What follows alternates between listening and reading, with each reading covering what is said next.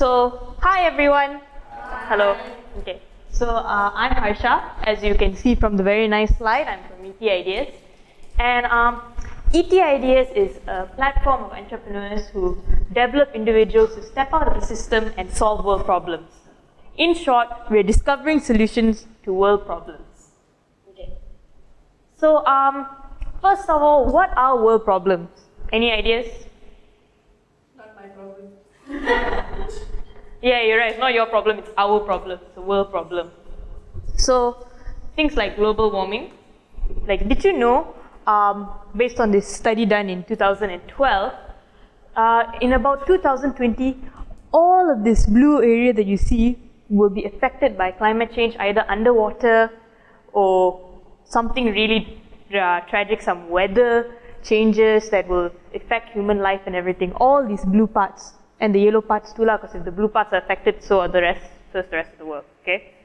And it's not just climate change, even though that's a big deal, but it's also things like war, things like overpopulation. See, nice slide, right? I like this slide, because you can clearly see that if we don't do something, we're all going to start falling off the world. The thing is, with all these problems that are currently going on in the world, like, can you guys name some? Depression, stress, hate, racism. These are all things that we all know about. You name some yourself. Even if you didn't name some, you probably saw it on social media or on the internet, in newspapers, on the news itself. And everybody knows about these kind of things. It's no secret, right? Despite the fact that we all know about it and that it's being taught in schools and in the media and everything, not much action has been taken to actually stop it, which actually works. Because if we have a working solution, then they wouldn't still be here. You wouldn't have all these hundreds of newspaper articles and people talking about it, right? We would just be solving it.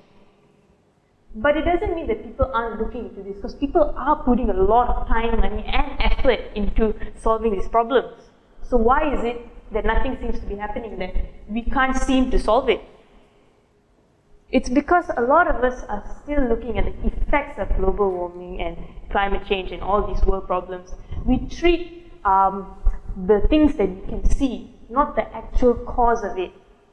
Like, what is an effect and what is the root cause of it? It's like, you guys know Hira, right? Yes. Okay, so Hira, my sister, the other day, if you saw, she was limping around with crutches because she fell down and dislocated her knee. It was funny, right, guys? Yeah, it was pretty funny. Except for Hira, it was very funny. Okay. So Hira was limping around, and Hira went to the doctor, okay? And the doctor said, okay, you dislocated your knee. Here is some painkillers, alright? That was the doctor treating the effect, which is her knee got dislocated, okay? But does taking the painkillers actually solve the problem? It's a temporary solution. It solves the effect of the problem, that she cannot walk and she's in pain, so that's solved because painkillers. But it doesn't solve the root cause of the problem. The root cause of the problem was not that she fell down. It's the things that were building up before she fell. It was the way she walks, the way she carries herself, the way her weight is distributed among her legs, and things like that. It's the way she's been living her life that has contributed to her one leg being stronger than the other and her eventually falling down. So, can a doctor prescribe medicine for this? Yes, the doctor cannot say, here is a detailed plan on how you change your walking style and everything. The doctor can't do that, because you cannot just treat the root cause the same way you treat the effect. To treat a root cause, you need to go to the very root of the problem, the very repetitional thing you're doing, which is causing this problem. So, what does that translate into things like world problems? You know, things like campaigns which they have to stop cutting down trees and everything, right? Those things are really good because it helps you get aware of it, right? Okay, trees are being cut down, let's have a campaign to raise awareness that we should not be doing this. Or the ocean is polluted, let's have a campaign, or let's talk to people on how we can stop this. Or just pick up trash from the floor. That helps. All of those things help. But it's still looking at the effects of it. it doesn't really go to why the rubbish is there in the first place. It doesn't really go to why people are cutting trees down in the first place. Because it doesn't show how the problem came about. It shows what we're doing now to patch up the problem so it doesn't become worse. So in order for us to solve world problems, we need to go to the very thing that's causing the world problems. Which is, anyone want to take a guess? Humans. Lifestyle. So all of these things basically goes back to the system. I love this slide. I got it from the Matrix. I just copied it and then I pasted all the numbers and everything. It's very nice.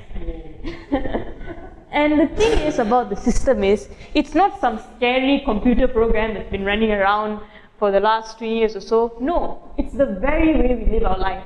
Like Hira and her knee, it's the way she lives her life. It's the way she's known since she was walking, right?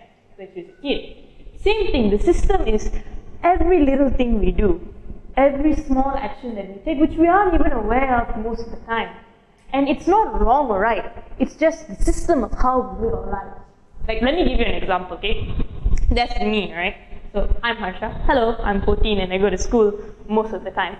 And I wake up in the morning at 6 a.m. every day. This is the system of my life and how I'm contributing to this problem, okay? So 6 a.m. every morning, I normally wake up.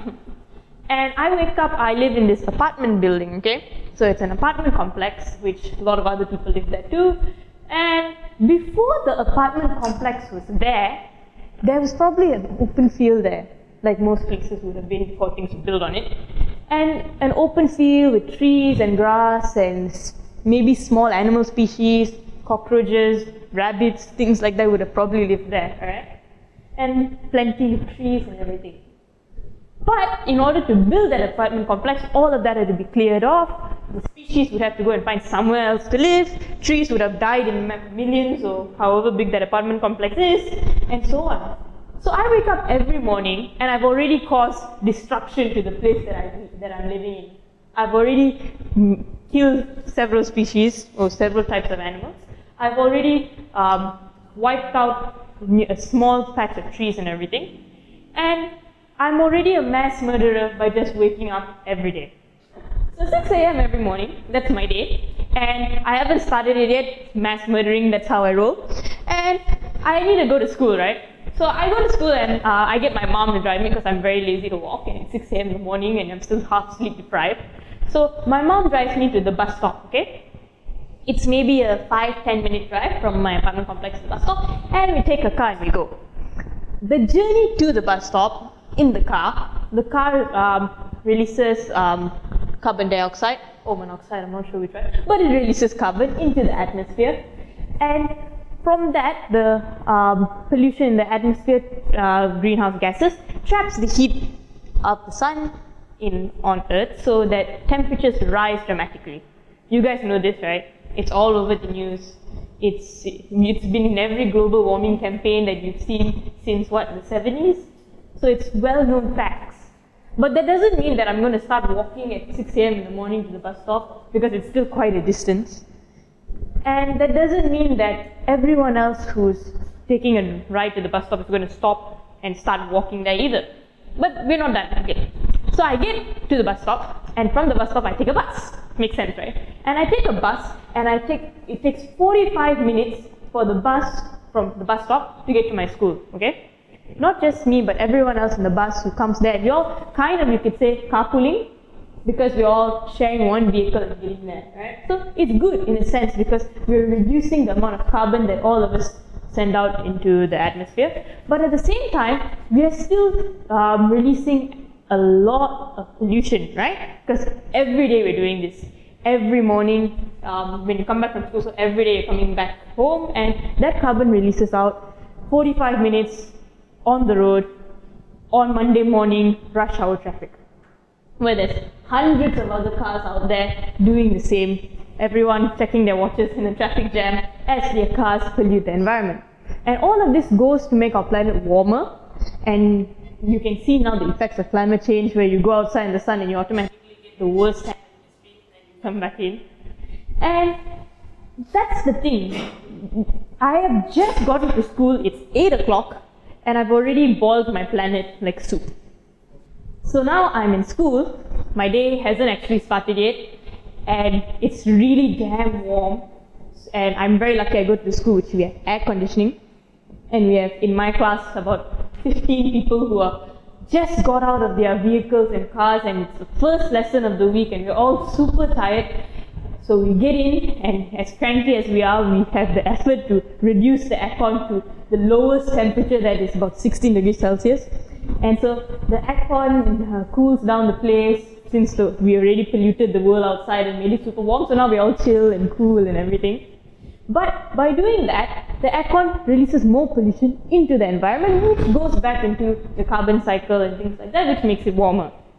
And it's not just me and my one classroom, it's every classroom in that school. And there's not just one school in the world, there's many other schools there. So this happens every single day. It's not something that we stop and everything. And wait, I'm not done. So then I go to break. Bear in mind my break's about 10 o'clock. I'm from 6 a.m. to 10 o'clock, I've already caused lots and lots of pollution, lots and lots of not so nice things I've done to my planet, and things like that. And now I go to school, and the worst thing I could ever do, I do. I buy food in plastic. You guys know plastic is not exactly the best substance on the planet. And you guys know how it makes soil infertile, it chokes a couple of helpless sea turtles and things in the ocean and everything. Plastic is not exactly the nicest thing I can buy, but I'm still hungry, it's break, I need food. So I buy my food, and when I'm done with it, I throw it all in a plastic bag and I put it in the trash. Now this itself, as you know about the sea turtles and the poor soil and everything, is not exactly a good thing. So what I do is me and my friends, we come together, okay, we use one plastic bag and we put it all aside and throw it away. So it's good because we're reducing the things that we do. But at the same time, all of us are still contributing to this problem, which is global warming, climate change, and so on, so on. All these world problems are being caused by a bunch of students who are cranky in the morning and have just gone to class. It's a normal day for us. And it's not just us doing it. Every single person has their system, the way they live their life. And whether we are aware of it or not, the way we have lived our lives is contributing to the problem. Again, it's not wrong, because tomorrow morning I can't say, okay, since we have this new finding, none of us are allowed to use cars anymore. We shall all just walk to every destination we need to get to. On the bright side, I wouldn't have to go to school. On the not so bright side, nobody would get anything done, because it's just impractical. That's the way the system is. That's the way we live our lives. We can't suddenly, abruptly stop it. So then what do we do about it? Because I can't keep going on with my mass murdering streak right now, and I'm not that good of a cook to boil my planet. So what can we do about it? How do we change this? We need to change the system. So to change the system, we need to change the people. Because the people is what makes the system run. Again, people aren't good or bad. This is just the way we've been brought up, the way that our parents have been brought up, and so on, so on. So, to change the people the way we've been brought up, we need to start from young. Because you can't change someone who's been living their life the way they live it right now. Like, you remember the car thing, I can't say it, right? Okay, everyone, let's stop using cars. It doesn't work like that. We need to start from young, from the youngsters, because it took several generations for us to make the system the way it is, to make these problems.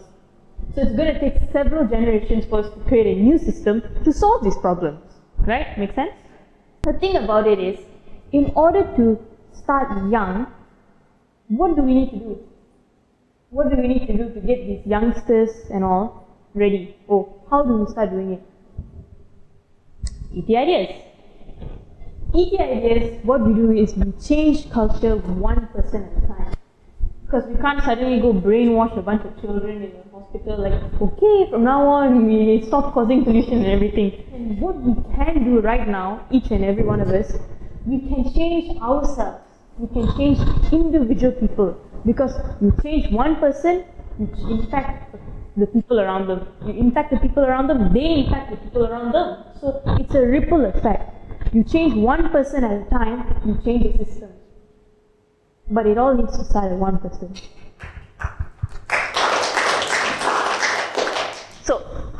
witty ideas basically gets people to change. How do we change people, okay? How can one person affect the whole thing?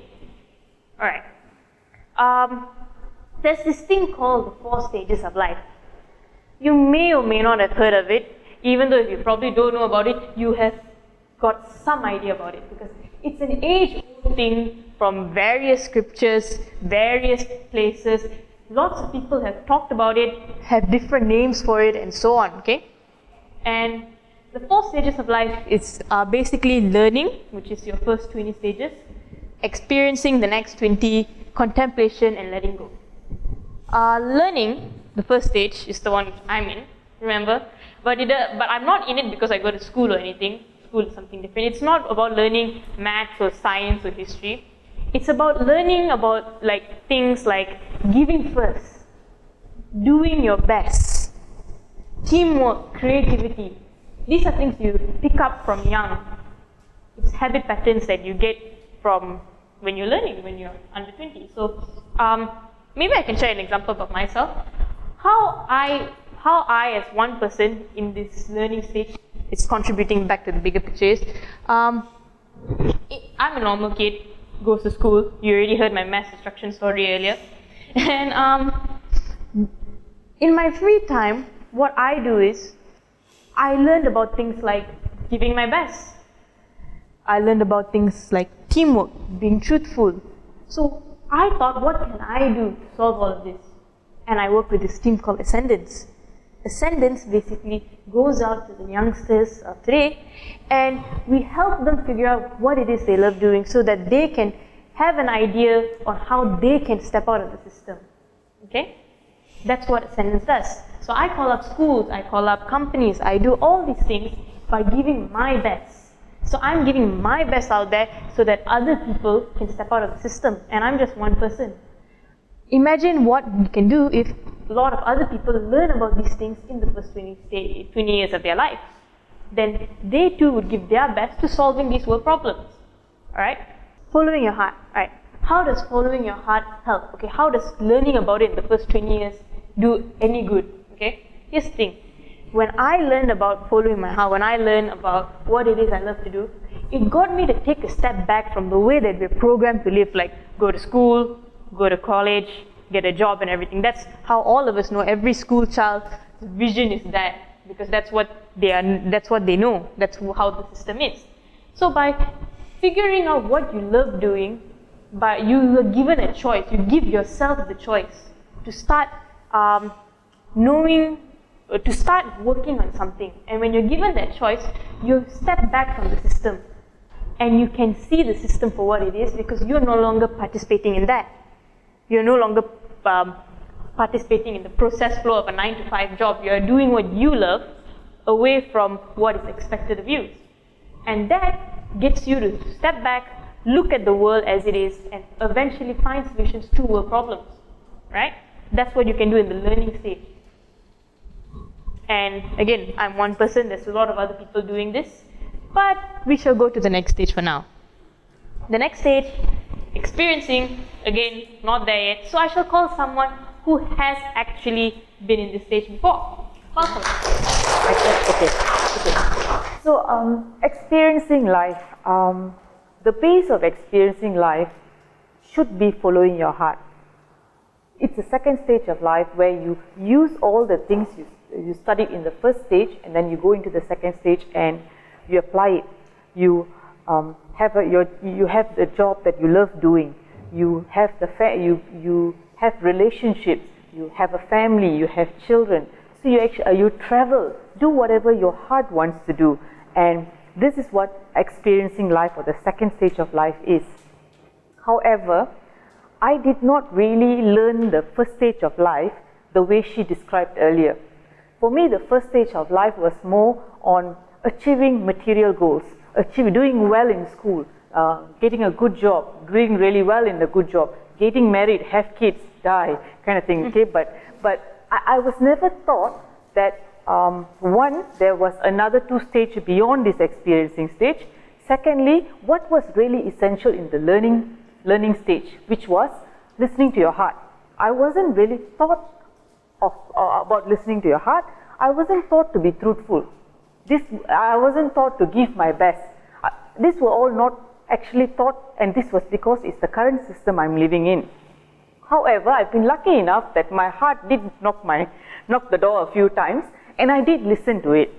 So I did did understand this, and how my heart actually knocked on my door is, I was successful here, but there were other areas of my life that I wasn't successful in terms of my happiness.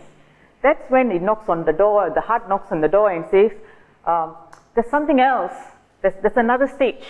And that's when we move on to the next stage. The next stage is the contemplation stage. The contemplation stage is when you make sense of your journey. Why are you doing this?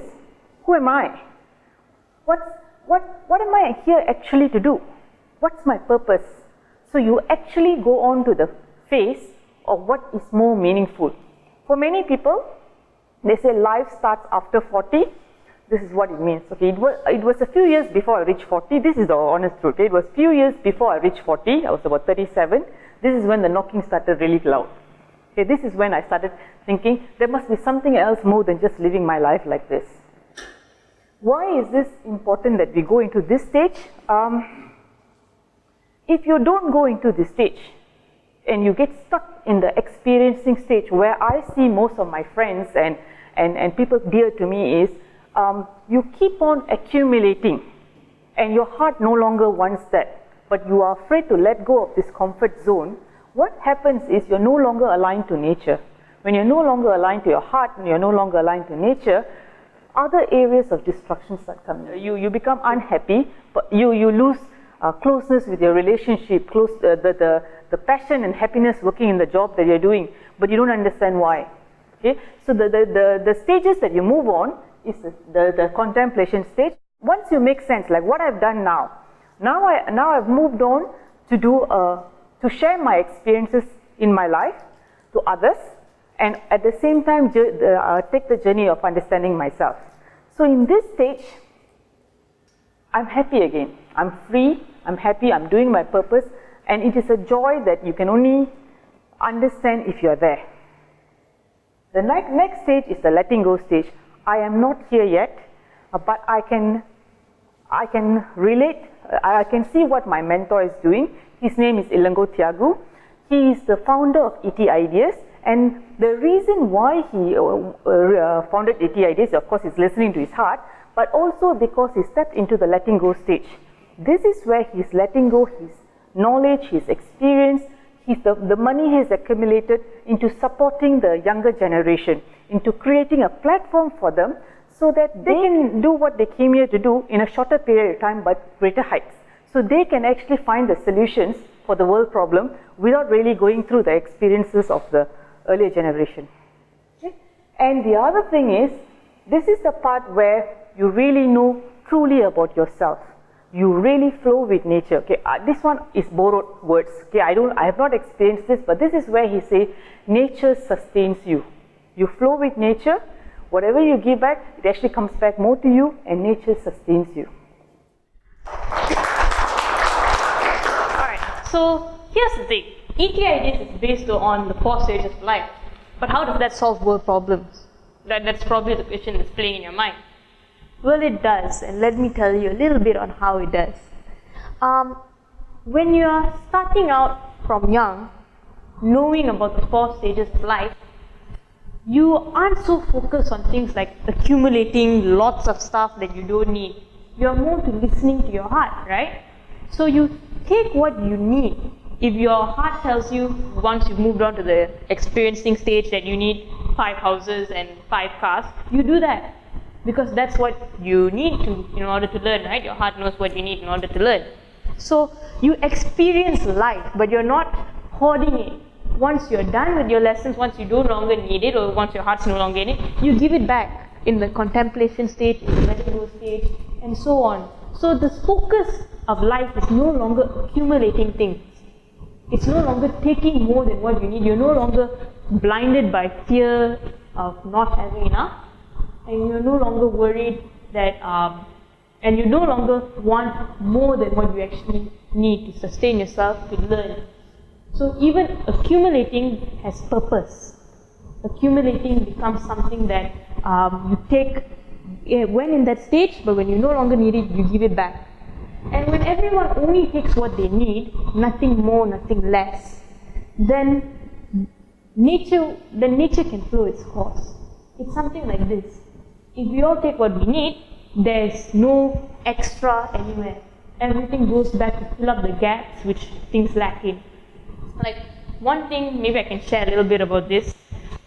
One thing I heard when I went for the social business summit and one thing they said was this: there is a huge gap between the rich and the poor, because the rich have so much, but the poor have not enough. So when you live life according to the 4 stages of life, you don't need to hoard things. So what the extra you have, the unnecessary parts which you don't use, goes back for those who need it, those who can take it. So there's no longer a rich or a poor. There's just what I need, and I take that, and what you need, you can have that. So it becomes the way that every other species lives on this planet, with what you need. And when everyone is focused on what you need, then people can follow their heart freely, because you have everything you need to do what you need to do. And if you don't, you have the ways and means to get what you need to do what you love to do. And once you have those resources, like the platform that ET Ideas is creating to unite the wiser generation with the younger generation, to get the resources from the Gen X and the baby boomers to complement with the ideas and the energy of the Gen Ys and the Gen Z. So we unite experience with ideas, resources with energy. And when we have that, we have a platform to experiment on our ideas, where people are free to, they know that they're following their heart, they have the new ideas, because the younger generation has the solutions to the problems that were created, and also they have the platform where they can execute these ideas. As Valsala said, they no longer have to go through 40 years of hardship to get enough resources to work on what they love doing. They no longer have to wait 40 years to put their ideas to save the world into use. Because probably if they wait for 40 years, the world will be underwater. But this way, we can move quicker as a species. This way, when we all work together, which is happening right now, not only in ETAs but all over the world, things move faster, solutions come faster. And once we have this platform, when those people will have the ideas which will revolutionize our world and solve these world problems come along, which they're already there and we're looking for them and they are looking for us, then world problems can be solved because we have the resources, we have the ideas, it's just a matter of uniting the two. That's what the 4 stages of life gets people to see, that's what they gets them to do, that's what ET Ideas is doing. And with that, this presentation comes to a close. But let's take a look in the future, okay?